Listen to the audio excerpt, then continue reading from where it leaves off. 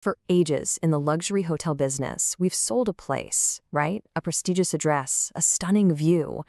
But what if the future of luxury isn't about selling a place at all? Today, we're diving into a really powerful shift, moving from selling a location to selling a state of mind. Okay, check this out. It's a recent campaign from Explorer Journeys. And notice how it starts. It doesn't open with some big, bold claim. It opens with a quiet doubt, a question that kind of hangs in the air. What if the most powerful luxury marketing dares to dissolve itself? It's this suggestion that maybe, just maybe, true luxury is found when the marketing itself just fades away. And then they hit you with the hook. Maybe the best hotel isn't a hotel. Now, this line, it's a direct, even if it's gentle, challenge to our entire industry. An industry that's built on permanence, on those fancy addresses and physical legacies. Its power is in how simple and, frankly, how unsettling it is. So let's actually deconstruct this. Let's treat it like a case study. What is it about this one little word, maybe, that makes it such a potent tool? And what does it tell us about where luxury hospitality is headed?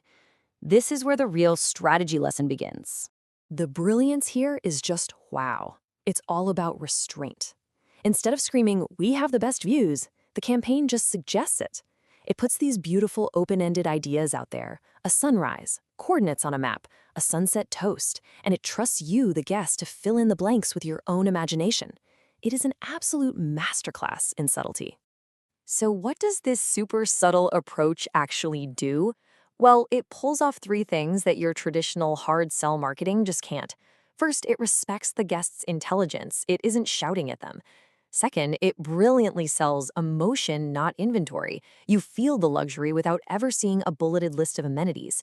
And third, and this is the big one, it creates a powerful psychological state, which is so much more memorable than just a temporary stay. And that quote just nails the core tension, doesn't it?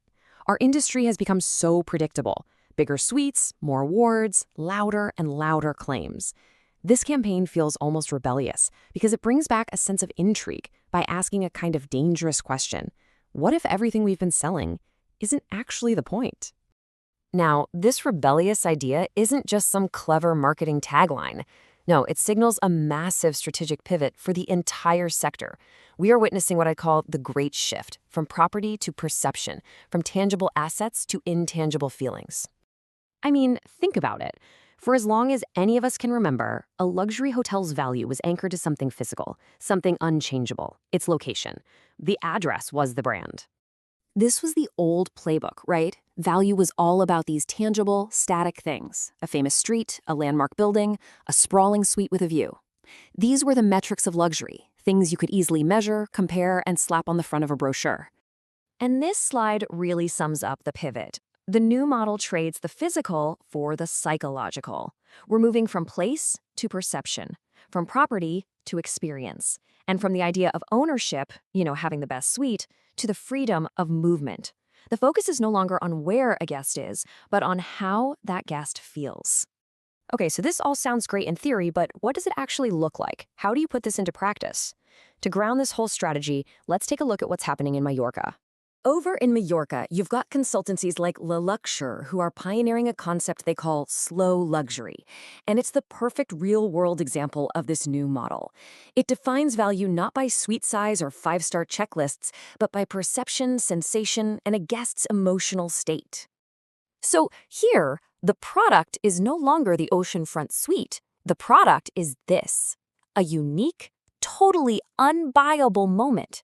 You're not just selling a room anymore. You're selling the feeling of being the only person awake on an entire island. You see how the narrative is building? It's through these sensory details that really tap into the soul of the location. You're crafting an experience that couldn't happen anywhere else. Suddenly, the very air and the landscape, those become your key amenities. And this is where the hotelier's role completely transforms. You're no longer just a manager of a property. You become a composer of transitions. Your job is to make the day unfold like a beautiful story where one experience just flows seamlessly into the next, guided by light and rhythm, not some rigid itinerary. All right, let's bring this all home. Let's distill all of this down into an actionable playbook.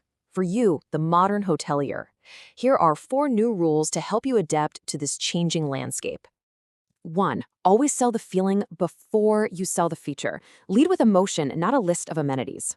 2. Treat your location not as a backdrop, but as the main character in a unique story.